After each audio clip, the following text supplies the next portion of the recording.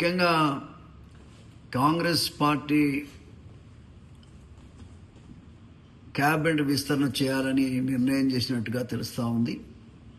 నేను ముఖ్యమంత్రి రేవంత్ రెడ్డి గారిని కానీ కాంగ్రెస్ పార్టీ హైకమాండ్ కూడా నేను విజ్ఞప్తి చేస్తూ ఉన్నా. తరతరాలుగా మాదిగ జాతి అన్ని రంగాల్లో కూడా మరి అణచివేయబడతా ఉన్నది. చాలా బాధాకరం. ముఖ్యంగా పోయినసారి కాంగ్రెస్ పార్టీకి మాదిగ జాతి మొత్తం నిలబడి కాంగ్రెస్ పార్టీని గెలిపించింది. కానీ దానివల్ల మాదిగ ప్రజలకు ఒరిగింది ఏం లేదు, మాదిగ జాతికి ఒరిగింది ఏం లేదు. పార్లమెంట్ ఒక సీట్ రాలేదు, ఇవ్వలేదు కాంగ్రెస్ పార్టీ మాదిగలకు. అదేవిధంగా ఎమ్మెల్యే సీట్లలో కూడా ఏ 4-5 ఇచ్చి మరి ముఖ్యంగా అవమానపరిచారు. ఇది చాలా బాధాకరం. ముఖ్యంగా ఇప్పుడు మాల కులస్తుల్లో 2 ఇచ్చారు, సంతోషం. ముఖ్యంగా బట్టి విక్రమార్క కానీ తర్వాత ప్రసాద్ కూడా ఇచ్చారు, సంతోషం. దాని విషయంలో మాకేం అభ్యంతరం లేదు. కానీ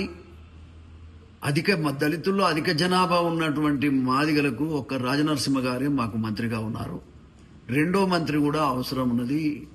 ఒక మంత్రిని మాత్రం విస్తరణలో ఖచ్చితంగా మాకు ఇవ్వాల్సినటువంటి అవసరం ఉంది. క్యాబినెట్ విస్తరణ ఎప్పుడు జరిగినా మాదిగలకు ఖచ్చితంగా ఒక మంత్రి పదవి ఇవ్వాలనేది ఈ సందర్భంగా ముఖ్యమంత్రి గారికి హైకమాండ్కి సందర్భంగా నేను విజ్ఞప్తి చేస్తా ఉన్నా. దయచేసి అర్థం చేసుకోండి. మీరు మా జాతిని రాజకీయంగా ఎదగనివ్వండి. మా జాతి అన్ని రంగాల్లో కూడా దెబ్బతింటా వస్తూ ఉన్నది.